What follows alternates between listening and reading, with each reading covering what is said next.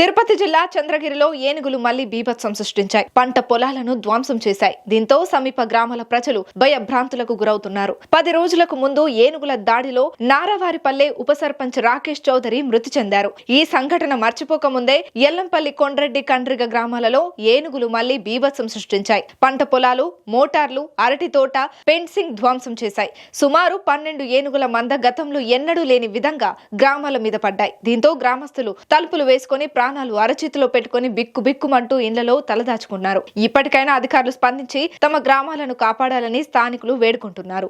మాకు ఏనుగులు పడితే ఎక్కువైపోయినది. పంట నష్టం చాలా జరుగుతూ ఉంది. మామిడి తోట అయితే కానీ, అరటి చెట్లు అయితే కానీ, గ్యాస్ గిట్ అయితే కానీ ఎక్కువ నష్టం జరుగుతుంది. ప్రతి ఒక్క నెలకోసారి జరుగుతుంది.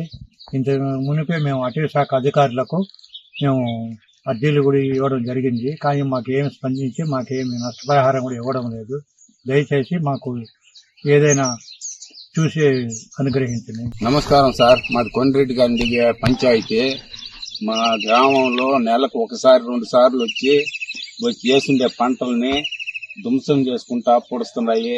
ఇంతకు ముందు కూడా ఫలితం ఇదే చేస్తున్నాయి. అంతకు మించి తప్పు పంటను కాపాడుకునేదానికి రాత్రికి వచ్చేదానికి భయం.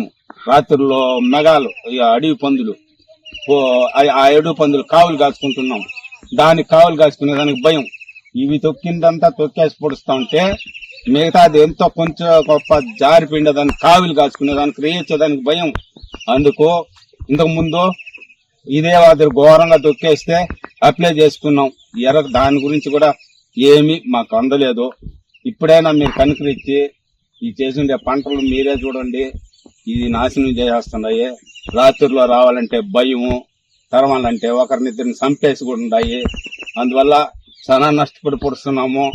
అందుకు గ్రామంలో దయచేసి గవర్నమెంట్ వాళ్ళు గట్టిగా చర్య తీసుకుని ఈ ఏనుగులని సంరక్షించేట్టుగా మీరు గట్టి చర్య తీసుకొని మా రైతులను కాపాడతారని మనవి చేసుకుంటున్నాము.